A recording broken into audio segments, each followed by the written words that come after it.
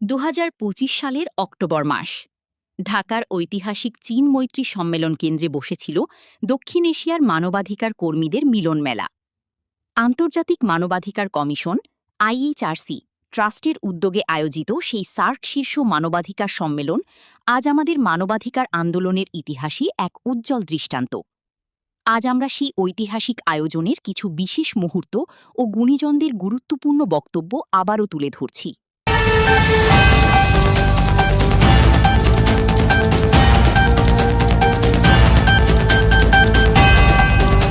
অনুষ্ঠানে প্রধান অতিথি হিসাবে আমাদের আলোকিত করেছিলেন জাতিসংঘের আন্তর্জাতিক জজ ড শাহজাহান সাজু। তিনি তার বক্তব্যে বিশ্বব্যাপী মানবাধিকার প্রতিষ্ঠায় বাংলাদেশের ভূমিকার প্রশংসা করেছিলেন।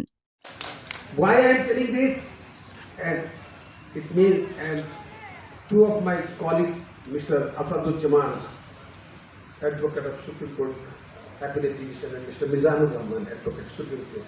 Why I am telling them, please, whatever you do regarding human rights, first thing is that try to respect every people.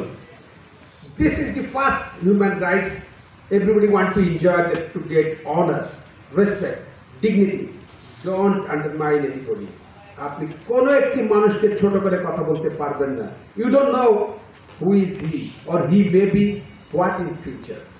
আজকে যেই মানুষটিকে রাস্তায় রিক্সা চালাতে দেখছেন, তার দুইটা ছেলে দুইটা ইউনিভার্সিটিতে পড়ে, একজন ডাক্তার আর একজন রেশন বেচতে পড়ে।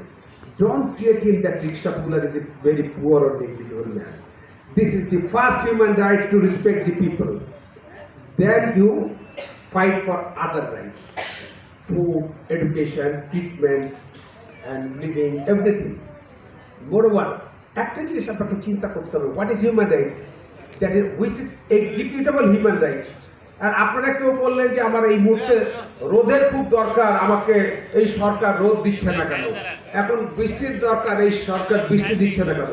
Yes, it is your right, but this is not human rights, this is not fundamental right, because it cannot be exercised and executed by.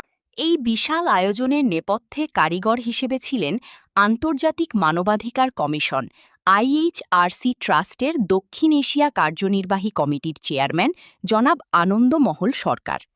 সার্কভুক্ত দেশগুলোর প্রতিনিধিদের ঐক্যবদ্ধ করার পেছনে তার দিকনির্দেশনামূলক বক্তব্য ছিল অনুষ্ঠানের অন্যতম আকর্ষণ। সেখানে গিয়ে সার্কিট হাউসে আমি ঘুমাইছি, কোন রুমটা ঘুমাইছি, কোথায় ঘুমাইছি আমি দেখতে পাবো। সব কিছু করে আমরা ফিরে আসতেছি গাড়ি নিয়ে। এই সময় ওই সাংবাদিক আমাদের দেখতে পারে। ওই যে কথা আছে, ইট পেলে পাটকে উঠে খেতে পারে।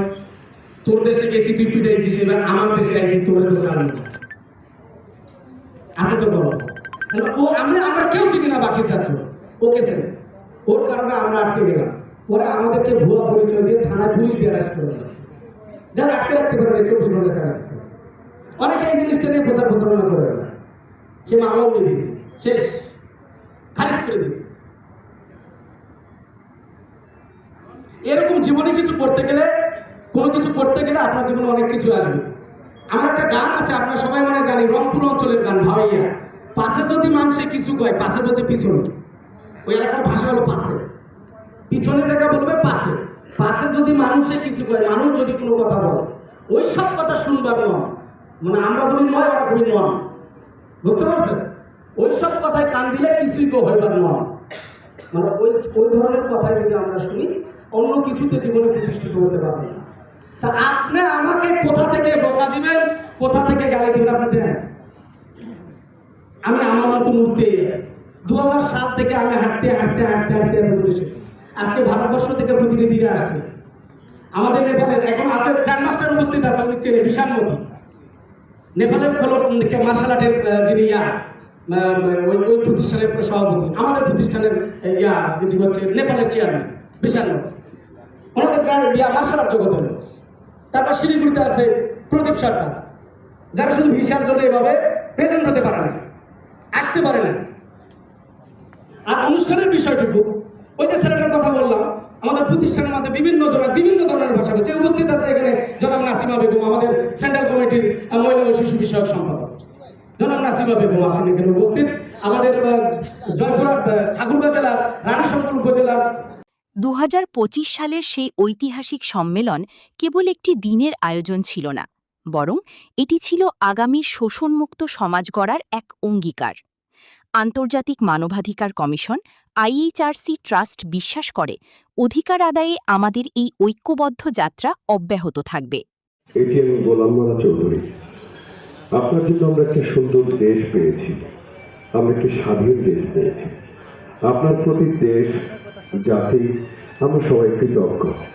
অনেক ভালোবাসা আপনার জন্য অনেক দোয়া।